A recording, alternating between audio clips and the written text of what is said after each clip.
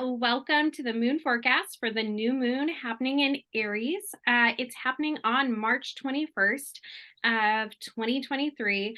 We're hitting it off here at about 10:23 Pacific Standard Time or 1:23 Eastern Time. Remember, Universal Time might be a little bit easier for you guys if you're in a different area, and that's happening at 6:23 p.m. is the Universal Time. I'm Kendall with the Bohemian Tarot Girl. This is Echo, the Astro Pup. She's helping us out today. She wanted to be involved. And I'm going to throw it over to my co-host, Amy. Hi, I'm Amy. I'm an intuitive energy coach and Moon Circle leader. And so this is like my favorite time of the month. Well, we get together twice a month, but it's like so fun to get together and talk about this incoming energy and see what we can expect from these moon cycles and how we can align and flow and work with them in a more productive way. Yes.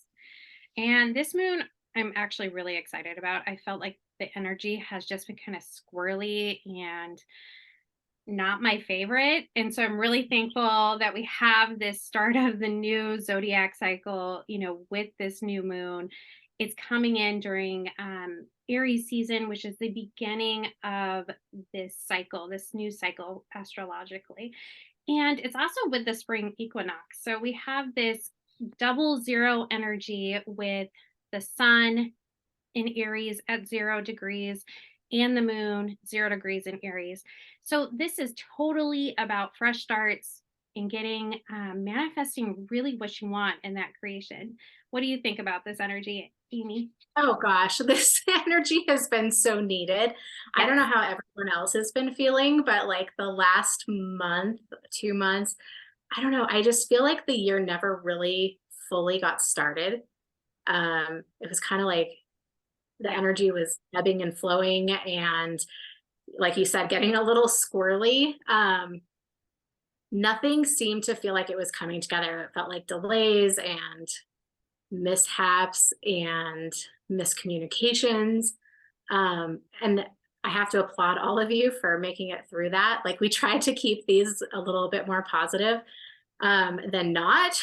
Yes. But our energy forecast, like we tried to gently warn you that there was going to be some kind of weird energy happening. So I hope that you all kind of heeded some advice, maybe learned a little something and was able to utilize that to your best ability. But this moon, finally, like this is the start of the astrological new year. We're at the start of the zodiac with the Aries. And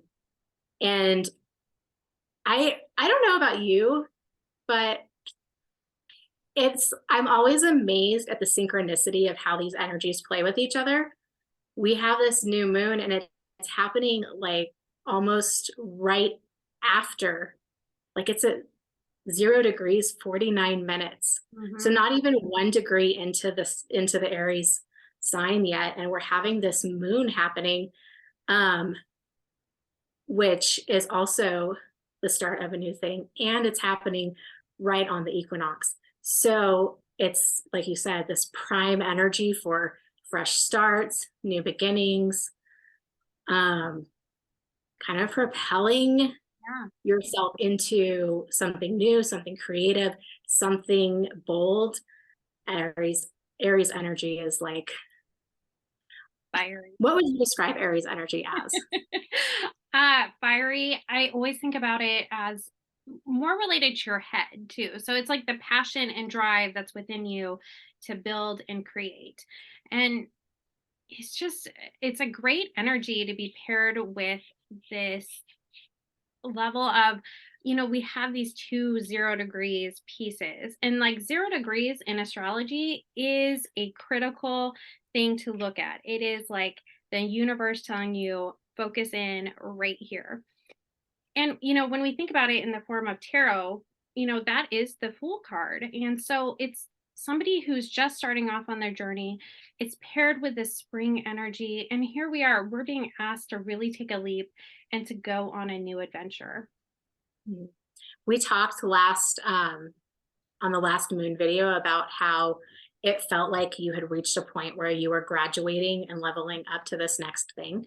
And so now we are at that point, and it's time to kind of like get headed off on that new adventure. And so this energy also, like, It can be exciting. It can feel a little unsure. Um, it can feel to some people, if they're not used to that, if they're not used to just kind of like leaping headfirst into things, it can feel a little overwhelming and maybe even scary. But it's also a good opportunity to take a look at where you might be resistant to change, um, where you might feel like you don't have trust in the universe, or like trust in yourself or where you're going, and kind of look at those aspects so that you can remove any of those obstacles that are preventing you from moving forward into this new energy and onto this new path that is really lining up for you right now. 100%. So we have the moon, and it's actually sextiles Pluto during this time. And Pluto in itself is in that last piece before um, it moves from Capricorn into Aquarius. And the last time that Pluto was in Aquarius was all the way back to 1777. So during the time of the French and American Revolution. So it's been a long transit. And here we are. It's just coming, it's in Capricorn during this time of the moon, and it's just coming out. What are you feeling for that? Oh, Pluto. I know. Oh, Pluto. Because it's such a long transit, I think that we get used to being in a certain type of energy with Pluto. So when it does make a shift into something else, we feel it all on a collective level. And Aquarius being one of those signs that is can be pretty unpredictable and unconventional and revolutionary. I think that there can be some hesitancy as to going from Capricorn, which is a very solid, consistent, predictable in a way energy, to this Mhm. this new energy that is so different. And I'm sure people have already started to feel that. There's like this level of anxiety that is showing up, that it's just because it's new and we don't know where it's going to go. And it's going to, it stays. I think the last time Pluto changed signs was in 2008. So that's how long we were in that Capricorn energy. Um, and so because they have such, it's like a 14-ish year transit. So it's going to take us a while to get into the groove of what Aquarius feels like and what it's meant to do for us, and how it's going to be shifting and changing things on a global, collective, even personal level.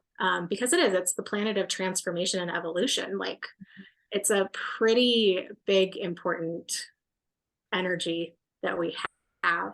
Yeah. Um, and it's changing, I think you mentioned, on the 23rd. So right after this new moon. So that is just another element of having this new energy that we're moving into and kind of running with. Hopefully you're running with it. So, um, and not being so resistant to it.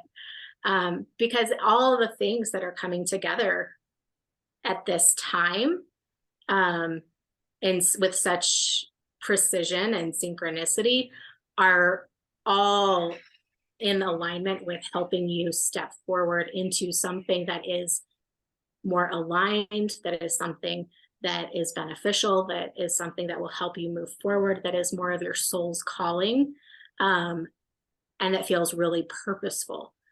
And so if you're willing to run with it and take that leap, you're going to see it kind of come together and manifest in a much easier way. I think that's a great point. This energy in general is all about manifesting. And we do have to remember, though, to keep ourselves a little bit more grounded with this type of energy. And I think Pluto is kind of asking us to do that with this tail end of Capricorn here. So we have all this ability to manifest, but it's really calling you during this last, kind of days of this Pluto transition to really think about how far you've come. People have a tendency to get in their head like they want this, why hasn't it come? And you really need to give thanks right here in this moment of from where you've come from, because quite honestly, think about the time frame from 2008 to now. and think about how you've changed and what you've accomplished. Think about those positive pieces in your life. Yeah, it's a long-standing transit. The other thing that is happening with this, I was thinking about it as you were talking, is the last new moon we had in Pisces. Mhm. We talked about how you should like really envision your dreams and go for it, and really pay attention to like what felt right for you at that time, whether it seemed practical or not, or and the interesting thing is that now Saturn is in Pisces, and it's at the same degree, the same position in the sky that that new moon was a month ago. And so when Saturn comes in, Saturn is a much more serious and practical energy. And so it being in that position is really like, okay, so whatever intentions you set at that last new moon, it's kind of coming in and making you accountable to what you asked for. Mhm. um, Meaning that you can wish for something all you want, and things can start to align, but you actually have to step into that and put into the work, or put in the work, and like reach for the thing that you're asking for. It's not just going to land in your lap. I mean, granted, that'd be nice. Sometimes that 100%. does happen. Yeah. I mean, it is possible, but more often than not, you kind of have to like, I know in my manifesting work and or things that I've done, I like to write lists. So I've written lists of the things, okay, I want to do this and this and this, and I'd like to have this and this and this come together. And I can put in all the requests that I want, but at some point, like I have to actually move towards it and start putting the pieces together to create this, puzzle that I want.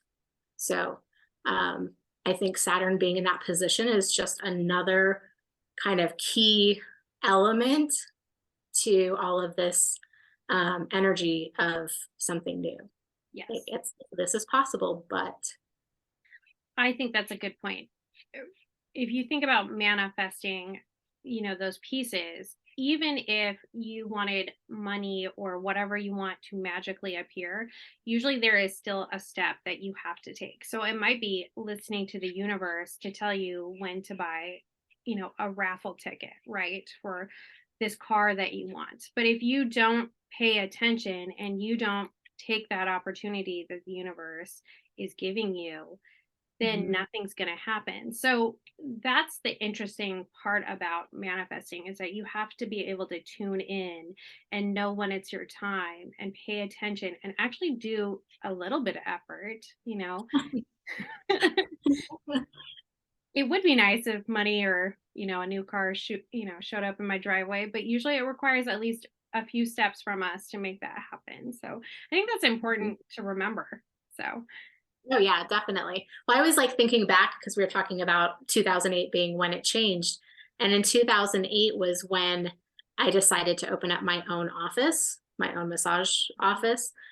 And even though I wanted that, if I hadn't actually gone out and found a location, if I hadn't advertised, if I hadn't done anything, nothing would have come together. 100%. Um, and surprisingly, like it was like the first building I looked at, that it was perfect. So it all comes together, but you have to actually make the first steps. So Yep. I think a that's little real world example there, little yeah. history. I think that's the key for this moon. I mean, you have the moon squaring Mars, and we have that friction around purpose and your passions. And so you can feel kind of built up and upset that maybe things that haven't moved as far as that you wanted it, but you really need to take a step back and get your head out of that kind of, frazzled energy and focus on taking a step towards what you want. Mhm. Yeah. And then we also, with this moon, gosh, we're coming to the end. What were you talking? Did you talk about the moon square Mars yet? Yep. That's what Okay. I just brought up. That's what you were just talking about. I thought that you were, but I'm No, getting it's ahead of fine.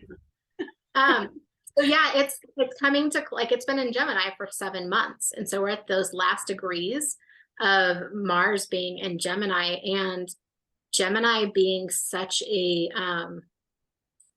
so ruled by the mind and so focused on communication and really cerebral in a way.